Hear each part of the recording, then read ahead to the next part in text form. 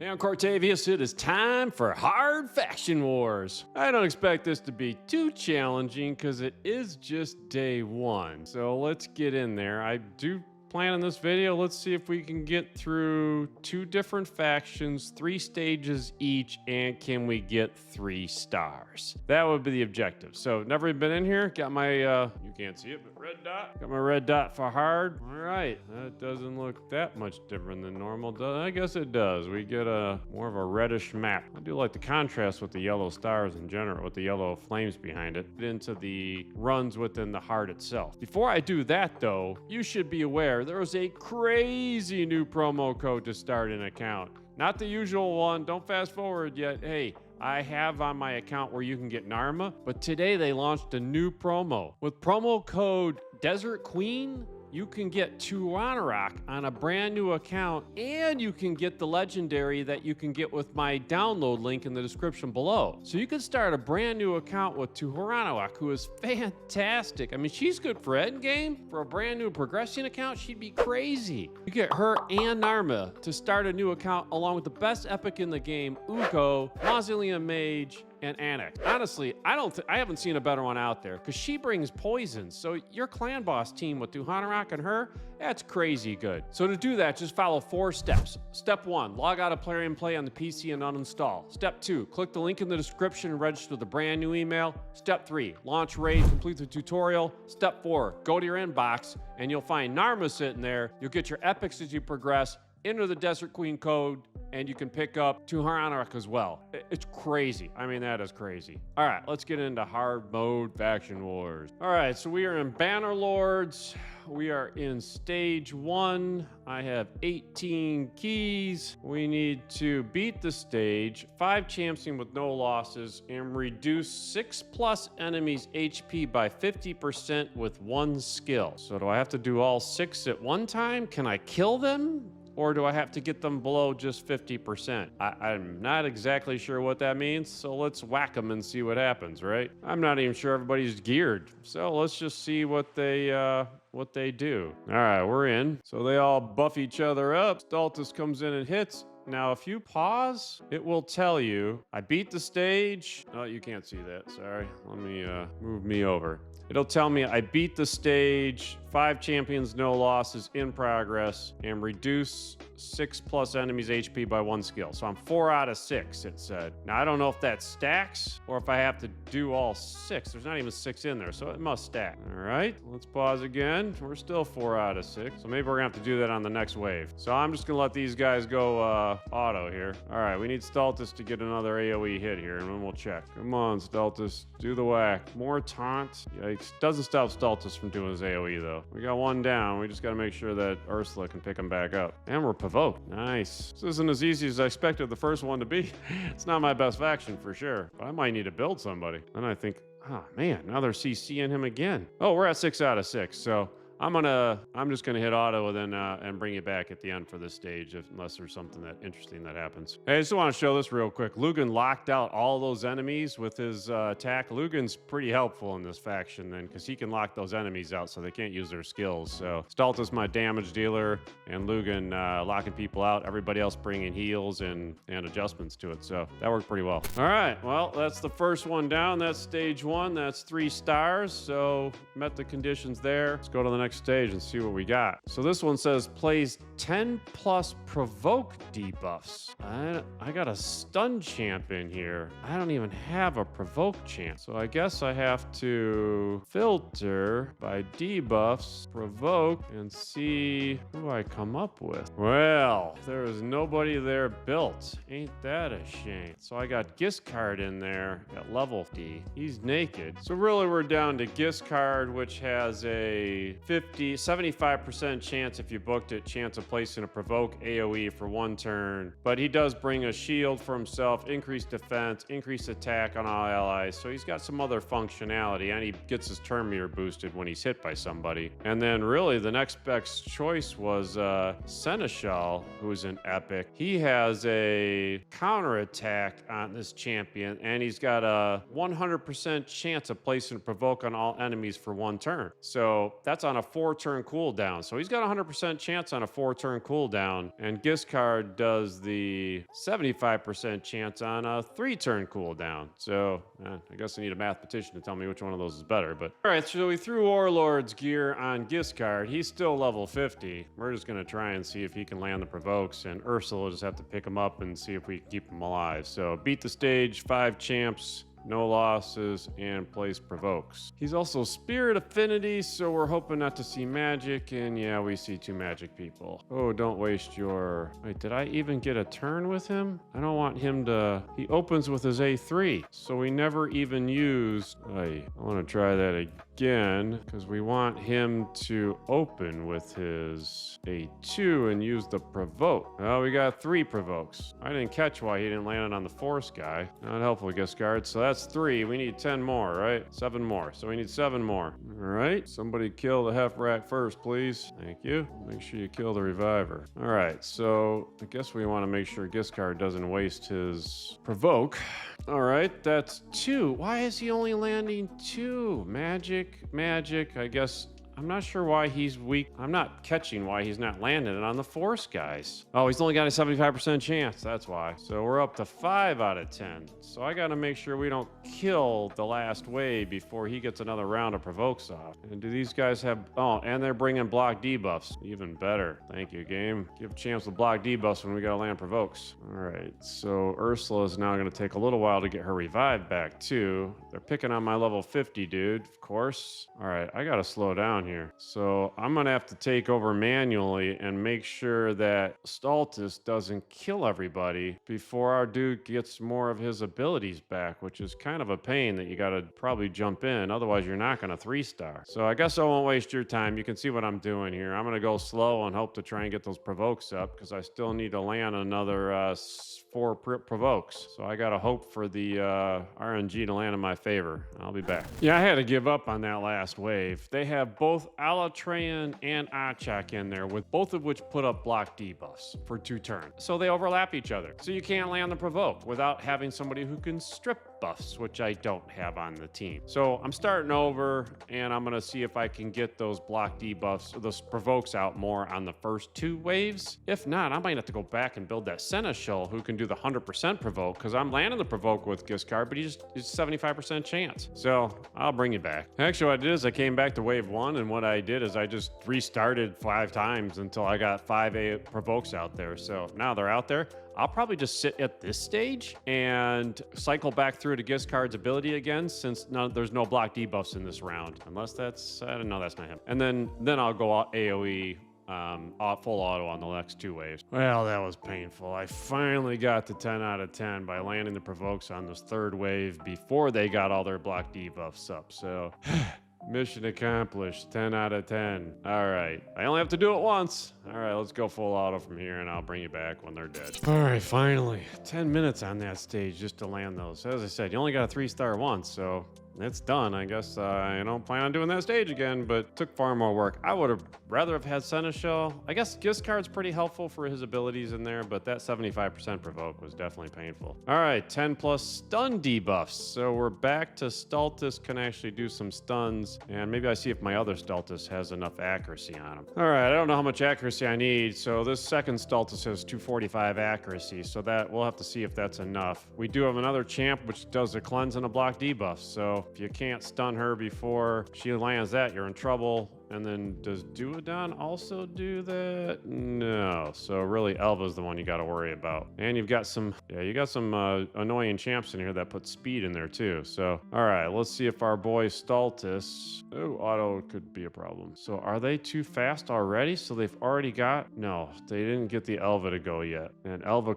she's already hit herself, so I can't get to her. All right, so on this one, it's this one that can do the stun, but they've got increased resistance. Look at that. Spirit champs with high resistance. That's how fast they were. I mean, we're talking stage 3, and they're already faster than my champs. That's a pain. So you got Oella in there doing increased resistance, and we don't even have Elva coming in yet with her block debuffs. Yeah, these aren't, maybe other content creators are blowing through these stages, but if I want to land those debuffs, I got to be faster than I am to land those. Man, I'll be back. So...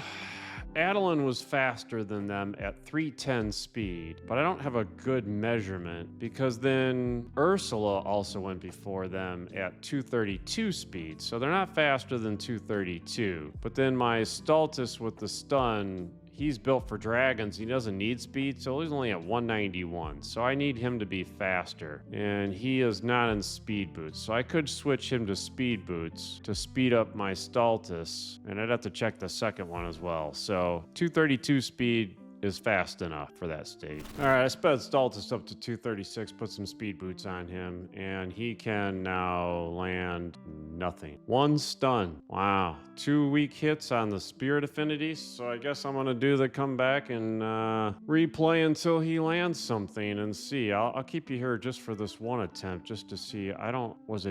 Did he also weak? Did he get resisted? Yeah, he got resisted by the Oella too. So 0 stuns. Man, that's irritating, right? So you got 2 spirit champs, so he weak hits, and he also didn't even land with the accuracy. Oh, he's got 160 accuracy. Crap. He doesn't need accuracy to reflect poisons for damage, so you got to build him with accuracy too. Yikes. All right, well, apparently I'm an idiot. I forgot about Archmage, so I can bring Archmage back in to get some stuns, but I still don't know if that's enough to get 10. I could definitely still use Stultus then as a backup, but I'm going to see if Archmage can do some work. So let's try him first. All right, so that's working better.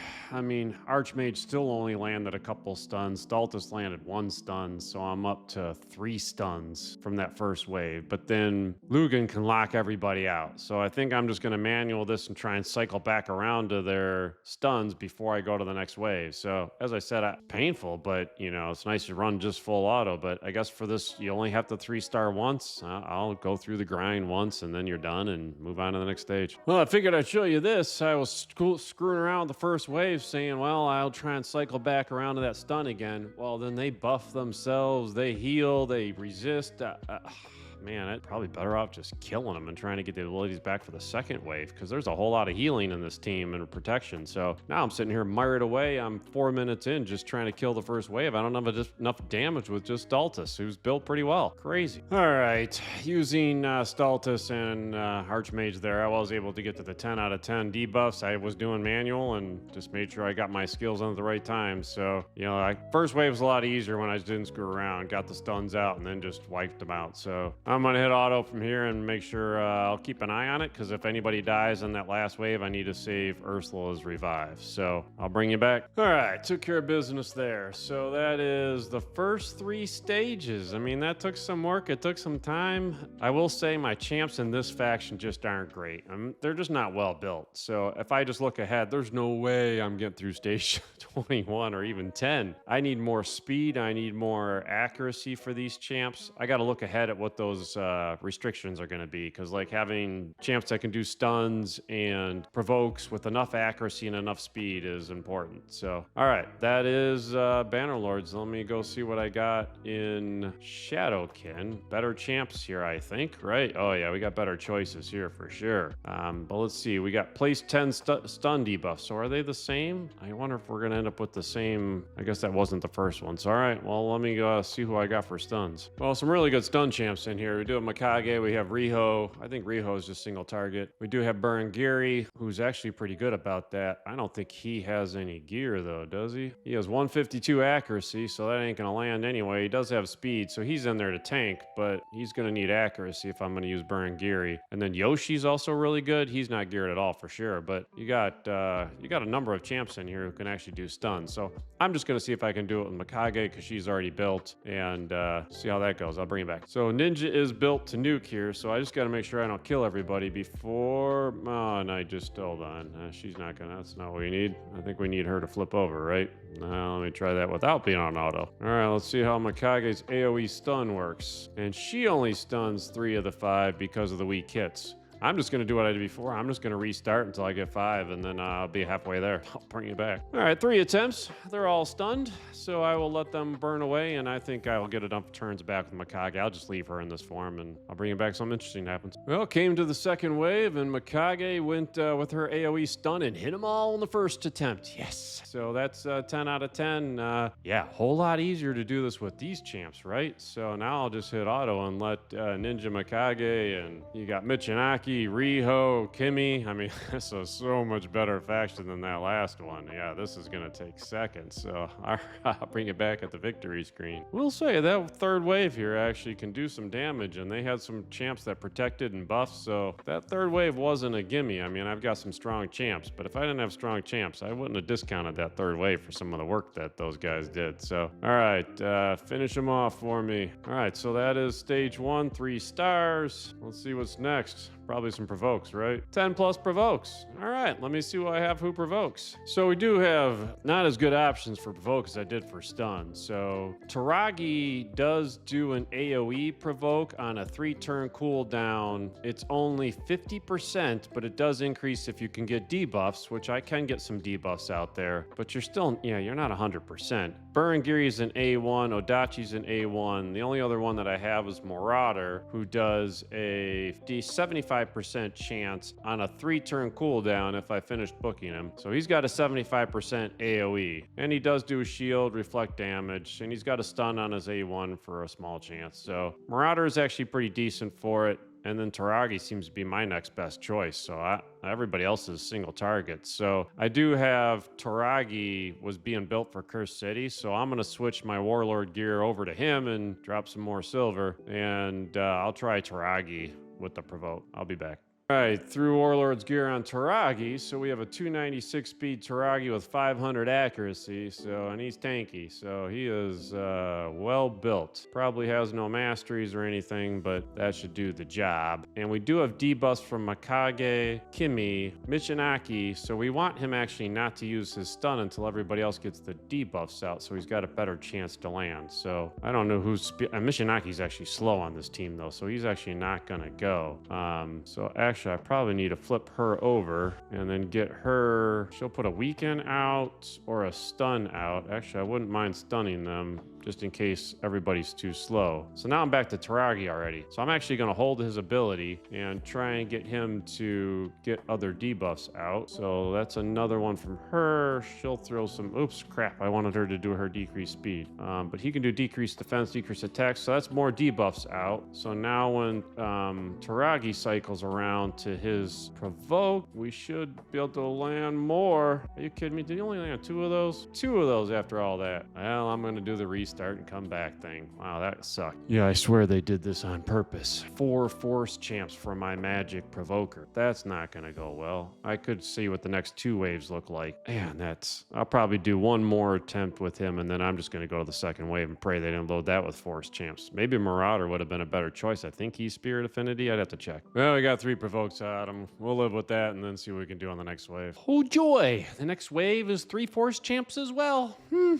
right, my boy Taragi landed 4 provokes in that one, though, even with the 3 force champs. So only 1 weak hit. So we got 4 of them on there. So we're up to 7 out of 10. So I'll just kill this wave and then come back to the next one with my abilities up and hope we land 3 more. You know there are going to be force champs on there, too. 5 for 5, Taragi! He hits them all. All right, that does it, right? 10 for 10, progress in progress. All right, we can go auto. One thing I have learned is I don't think I want that much damage. I forgot to bring Ninja in, but I realized I don't want too much damage in these early waves because I do need to land those debuffs. So I need to make sure I land the debuffs before we kill the waves and take out people I can land the debuffs on. So I do want to manage damage somewhat and make sure I don't have too many big hitters. You know, if you bring your big max HOE guys in, they clear the waves, you can't land the debuffs. So you do want to control that. All right, that's 2 down. I don't know if I got enough time to finish this thing. All right, so now on this one, we need place 10 plus HP burns. I got Michinaki standing there. Well, let me see who else, and I got